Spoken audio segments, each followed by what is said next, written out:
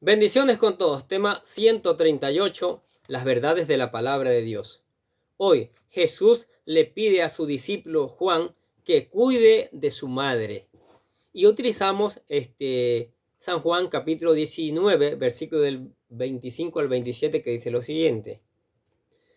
Estaban junto a la cruz de Jesús su madre y la hermana de su madre, María, mujer de Cleofas, y María Magdalena.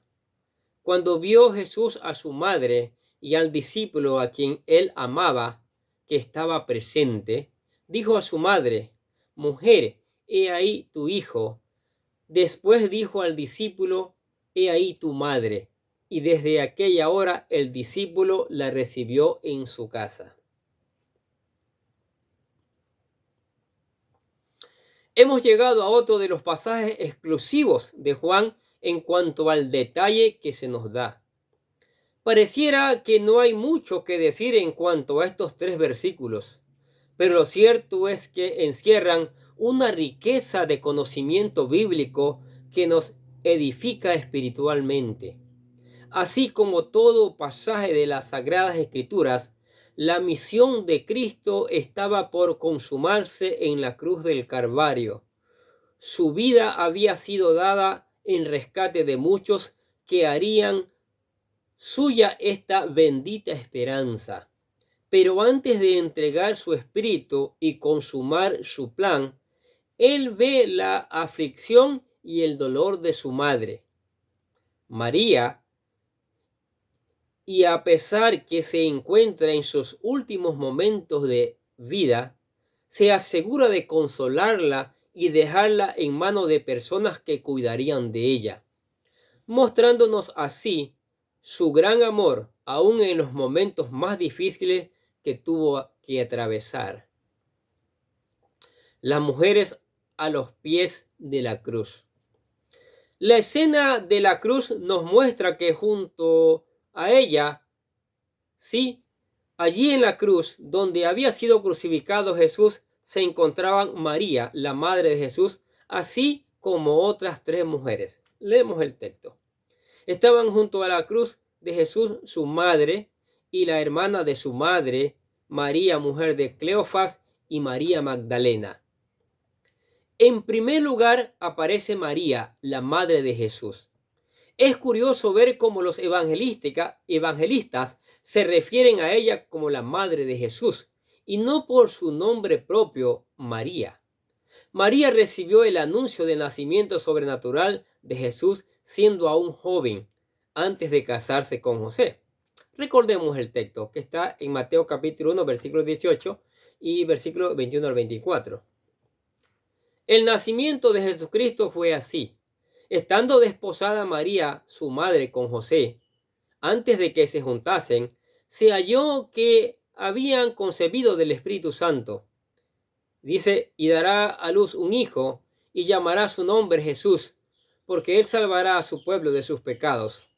Todo esto aconteció para que se cumpliese lo dicho por el Señor por medio del profeta, cuando dijo: He aquí una virgen concebirá y dará a luz un hijo, y llamará su nombre Emmanuel, que traducido es Dios con nosotros. Y despertando José del sueño, hizo como el ángel del Señor le había mandado, y recibió a su mujer. ¿Qué les parece? Si nos damos cuenta, Mateo recalca la profecía de Isaías que hablaba acerca del nacimiento de una virgen. Leamos lo que dice Isaías capítulo 7, versículo 14. Dice: por tanto, el Señor mismo os dará señal. He aquí que la virgen concebirá y dará a luz un hijo, y llamará su nombre Emmanuel. Ahora bien, la palabra griega de donde se traduce virgen en el Evangelio según San Mateo es parsenos, y hace referencia a una doncella que nunca ha tenido relaciones sexuales. Pero en Isaías, la palabra hebrea de donde se traduce virgen es alma, la cual se refiere a una doncella virgen, pero también a una doncella entre los 12 a los 17 años de edad. Por tanto, si lo vemos así, María tenía aproximadamente 17 años cuando por obra del Espíritu Santo quedó embarazada. Si Jesús nació a sus 17 años y fue crucificado a los 33 años, entonces María tendría aproximadamente 50 años de edad cuando vio a su hijo siendo crucificado. No cabe duda que su amor hacia su hijo la había llevado a aquel duro lugar, donde presenció la muerte de él. Luego aparecen junto a María, la madre de Jesús, otras mujeres. Una es la hermana de María, madre de Jesús, María, mujer de Cleofas, y María Magdalena. Por Marcos podríamos deducir que el nombre de la hermana de María, madre de Jesús, era Salomé. Miren lo que dice Marcos capítulo 15, versículo del 40 al 41. También había algunas mujeres mirando de lejos, entre las cuales estaban María Magdalena, María la madre de Jacobo el menor y de José, y Salomé, quienes cuando él estaba en Galilea le seguían y le servían, y otras mujeres que habían subido con él a Jerusalén. Y considerando el testimonio de Mateo, Salomé no solo era la hermana de María, la madre de Jesús, sino también la esposa de Zebedeo y por ende la madre de Jacobo y Juan, los discípulos del Señor. Miren lo que dice Mateo capítulo 27, versículo 56. Entre las cuales estaban María Magdalena, María la madre de Jacobo y José y la madre de los hijos de Zebedeo. Luego tenemos a María, la mujer de Cleofas, y de acuerdo a Mateo 27:56 era la madre de Jacobo el menor y José. Y algunos identifican su esposo como uno de los dos discípulos de camino a Emaús que aparece en el Lucas capítulo 24 versículo 18. Póngale atención.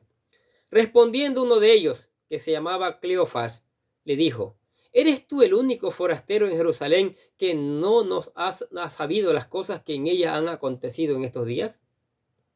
Finalmente aparece María Magdalena, de la cual los evangelios dan testimonio de que Jesús había echado fuera 7 demonios.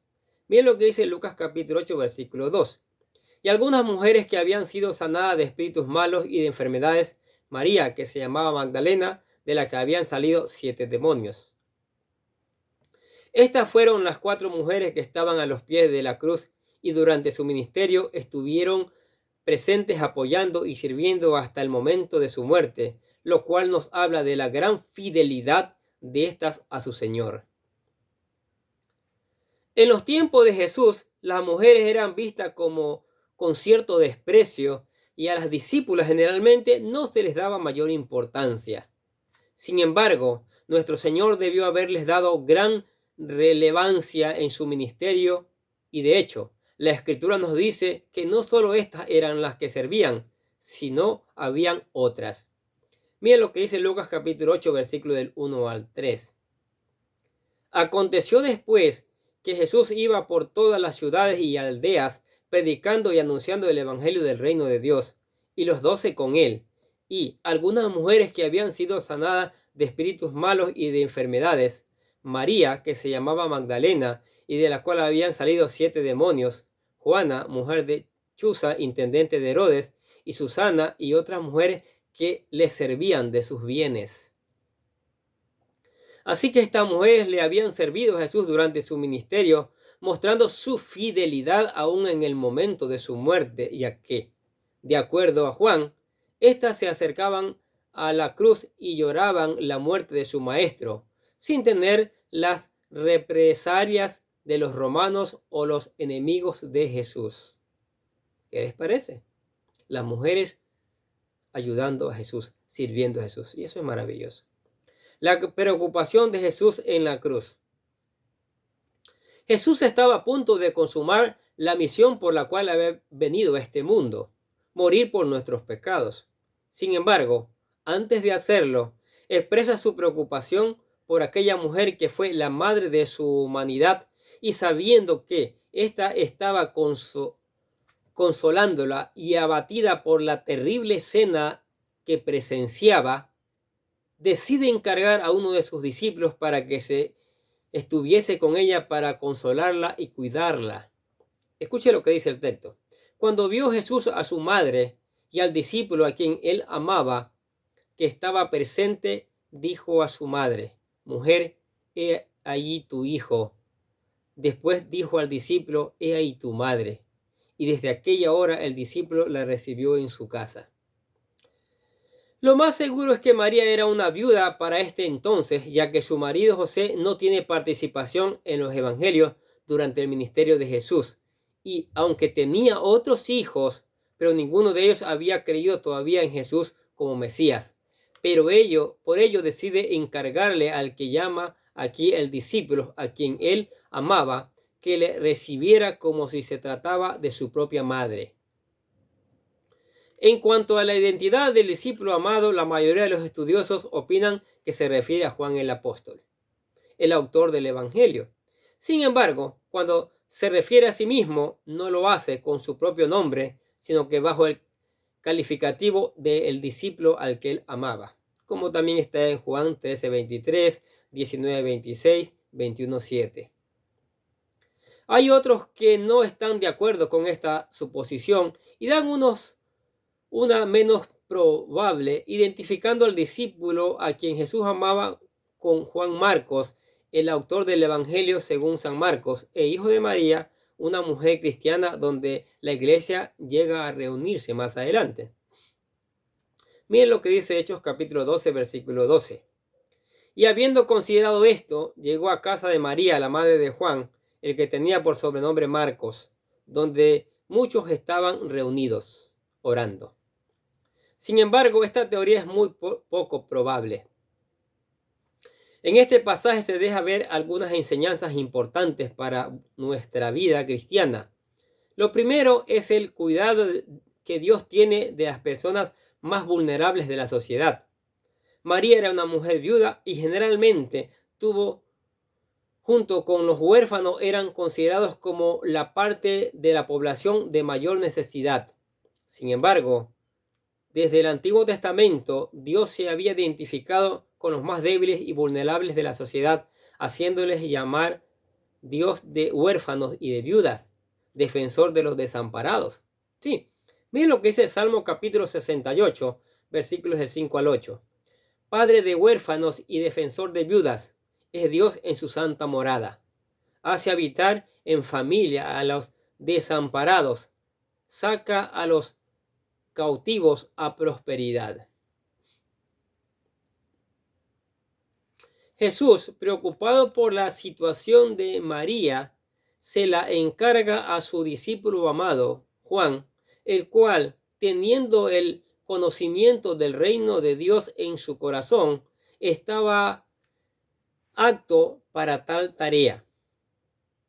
En segundo lugar, la iglesia debe tomar un rol activo en el cuidado y la ayuda de las personas oprimidas y desposeídas, especialmente en la familia de la fe. ¿Qué dice Gálatas capítulo 6, versículo 10? Así que, según tengamos oportunidad, hagamos bien a todos y mayormente a los de la familia de la fe. La vida cristiana no solo trata de vivir en santidad y adorar a Dios los fines de semana en un templo.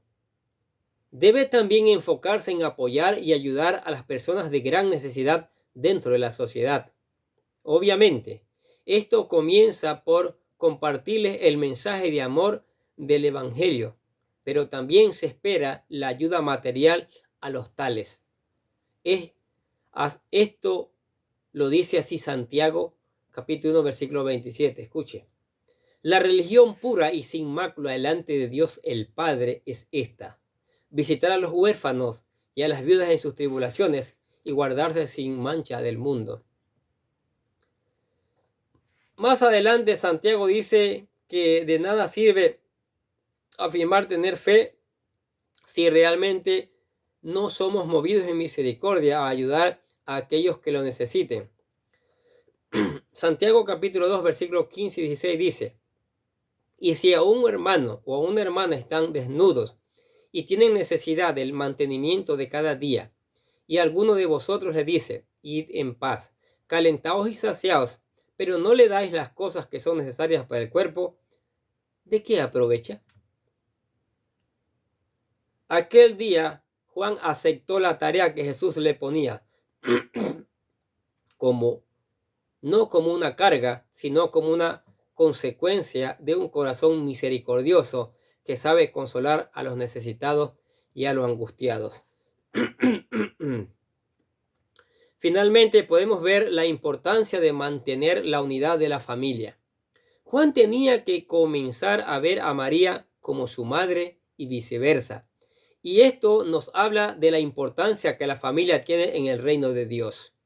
La familia es la base de toda sociedad. Es el núcleo central donde los hijos se crían para ser buenos ciudadanos. Pero hoy en día se vive una crisis en la familia. Como cristianos, debemos cuidar la unidad de nuestra familia, apoyándonos mutuamente, especialmente en el momento de dificultades. Tanto así que Pablo dice que aquel que no provee para los suyos ha negado la fe. Miren lo que dice 1 Timoteo capítulo 5, versículo 8. Porque si alguno no provee para los suyos y mayormente para los de su casa, ha negado la fe y es peor que un incrédulo. Lo cierto es que aquel día Jesús, estando colgado de la cruz en sus últimos momentos de vida, se preocupó por María y no queriendo dejarla sola y desconsolada, le encomendó a uno de sus discípulos que cuidara de ella. ¡Qué cosa tan maravillosa! Jesucristo, aún estando en la cruz, está impartiendo su amor por su madre que se va a quedar sola, aparentemente. ¿Sí? La pone al cuidado de su discípulo amado. Mire tan importante que es el amor de Jesucristo. El amor de Jesucristo que quiere plasmarse en su corazón también. Pero para que eso pueda suceder, usted tiene que aceptarlo, tiene que reconocerlo como su Señor y su Salvador. Por eso aquí hemos tejido una oración para que usted la haga con todo su corazón y se convierta en un hijo de Dios. Repítala con todo su corazón. Dice así: querido Dios, sé que soy un pecador y que nada de lo que hago puede hacerme ganar el cielo o la vida eterna. Creo que Jesucristo murió por mí, derramando su sangre para lavar todos mis pecados para ser redimido, y que se levantó de la tumba al tercer día. Ahora mismo lo recibo como mi Salvador personal, confiando solamente en Él como mi único camino al cielo.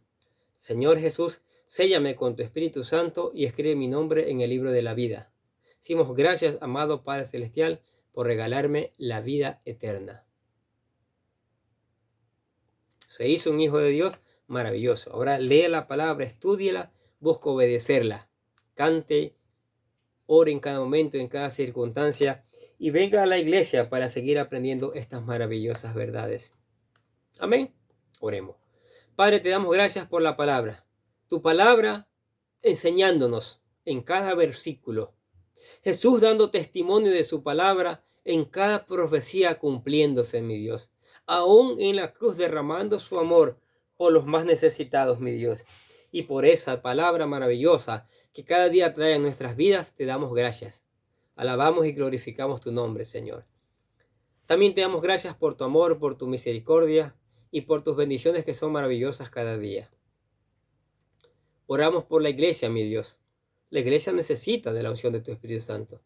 Tu Espíritu Santo que la mueva a cada uno de los miembros, del más pequeño hasta el más grande, lleven a leer, a meditar en tu palabra, Señor, y a ser testigo de ella, a predicarla, Señor. También te damos gracias, Señor, por la familia. La familia que aquí Jesucristo le está dando la importancia.